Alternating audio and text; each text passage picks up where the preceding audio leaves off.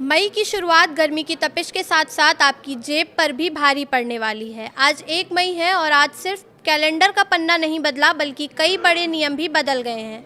LPG cylinder से लेकर रोज़मर्रा के खर्च और लेन देन तक 1 मई से क्या क्या बदलेगा और आपकी जेब पर इसका कितना असर पड़ेगा, जानेंगे इस वीडियो में। नमस्कार, मैं प्रिया श्रीवास्तव और आप देख रहे हैं न्यूज़ 18।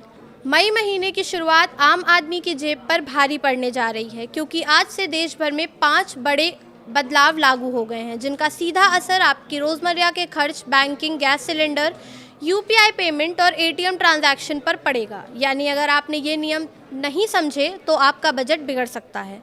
सबसे पहले बात डिजिटल पेमेंट की। आज के दौर में यूपीआई हर किसी की ज़िंदगी का हिस्सा बन चुका है, लेकिन 1 मई से बड़े अमाउंट के यूपीआई ट्रांजैक्शन पर अतिरिक्त सुरक्षा जांच लागू कर दी गई है। यानी अब बड़े भुगतान करते समय आपको ऑथेंटिकेशन प्रोसेस से गुजरना पड़ेगा। इसका मतलब साफ है कि बड़े पेमेंट में अब थोड़ा ज़्यादा समय और प्रक्रिया लगेगी।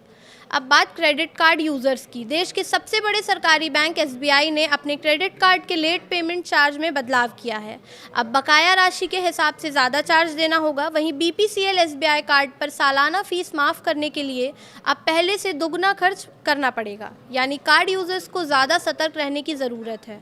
वहीं अगर आप एटीएम से कैश निकालते हैं तो ये खबर भी आपके लिए है। अब फ्री लिमिट खत्म होने के बाद हर ट्रांजैक्शन पर 21 रुपये की जगह 23 रुपये का चार्ज देना होगा। यानी बार बार कैश निकालना अब और महंगा पड़ सकता है।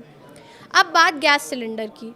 मई महीने का सबसे बड़ा झटका कमर्शियल गैस सिलेंडर की कीमतों में बढ़ोतरी है। कई शहरों में करीब 1000 रुपये तक दाम बढ़े हैं। इसका असर होटल, रेस्टोरेंट, ढाबे और स्ट्रीट फूड बिजनेस पर पड़ेगा।